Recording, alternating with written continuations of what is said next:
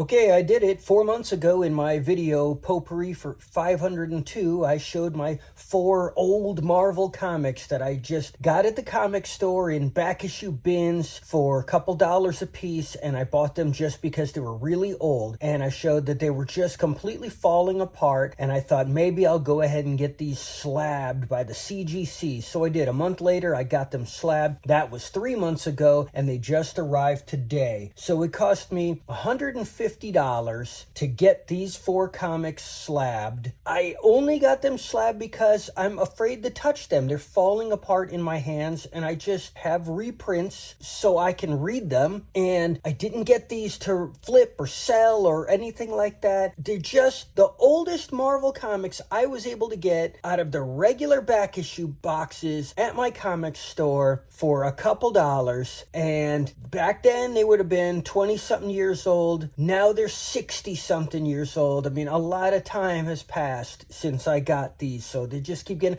Anyways, I slabbed them. You can see here the grades that they came back as. Let me tell you a little bit about these. We got Amazing Spider-Man issue 31 from 1965, written by Stan Lee and drawn by Steve Ditko. This is the first appearance of Gwen Stacy and Harry Osborn. They graded it a 1.0. According to the CGC records as of today, there are 12 copies graded at 1.0, and there are 3,874 copies in higher grades. I found one of these CGC 1.0 copies of Amazing Spider-Man 31 slabbed, sold on eBay 3 months ago, which is when I would have sent this off, for $110. Now we go to Fantastic Four, number 67 from 1967, written by Stan Lee and drawn by Jack Kirby. This is the first appearance of Adam Warlock when he was called him before he became Warlock in this cocoon. And this is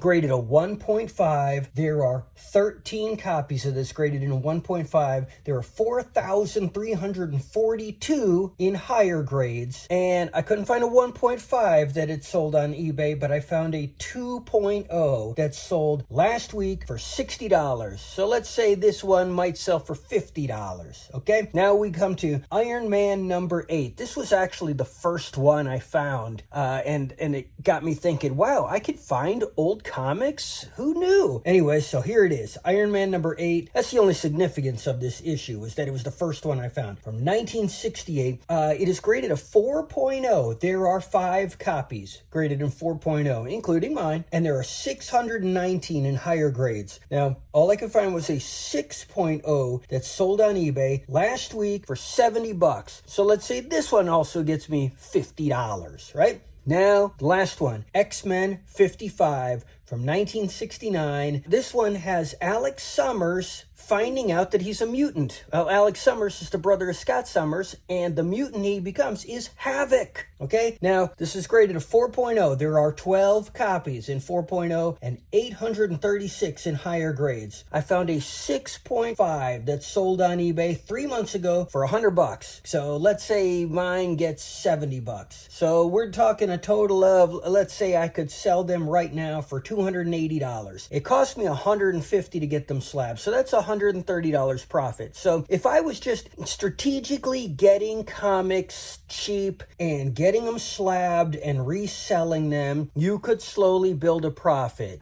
You'd really have to do it on a mass scale to kind of equal just, my regular paychecks for going to work. And I don't really know how feasible that is nowadays, because these old comics, if you go looking for them now, you're not going to find them in the wild like I did, but this was 40 years ago, so it's easier to find them back then, I guess. Nowadays, you're not. You're going to have to go on eBay, and they're all slabbed. So you're not going to find ones unslabbed and then get them slabbed. I mean, I guess you can. We're at the tail end here. Whoever's doing this type of thing that I'm describing is doing it.